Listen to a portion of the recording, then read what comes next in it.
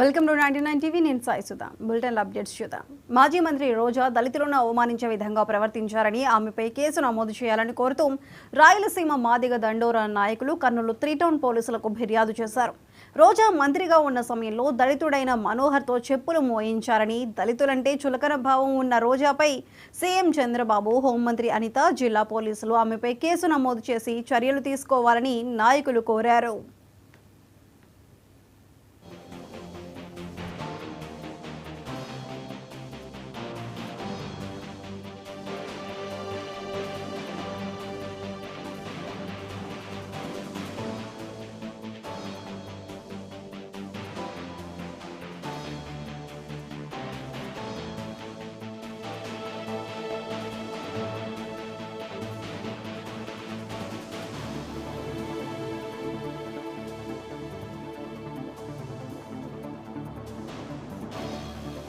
అతను ఒక ప్రభుత్వ ఉద్యోగి.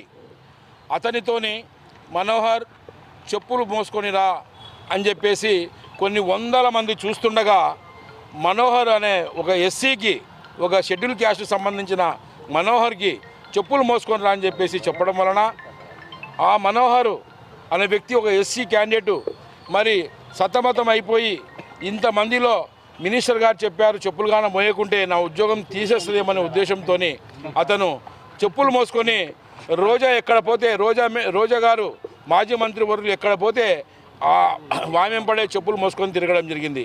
మరి ఆయన మనసు ఎంత బాధపడి ఉంటుంది, వాళ్ళ కుటుంబ సభ్యుల మనసు ఎంత బాధపడి ఉంటుంది.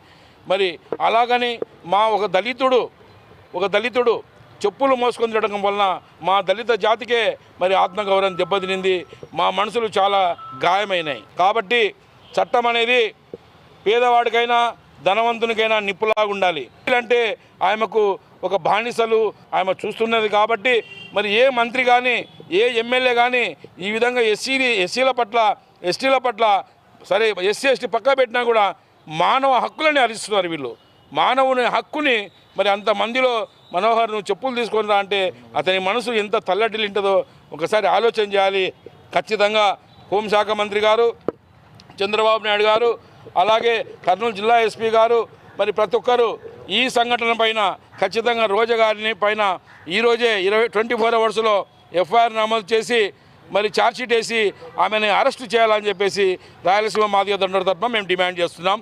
మనోహర్ అనే ఒక వ్యక్తి, అతను ఒక ప్రభుత్వ ఉద్యోగి.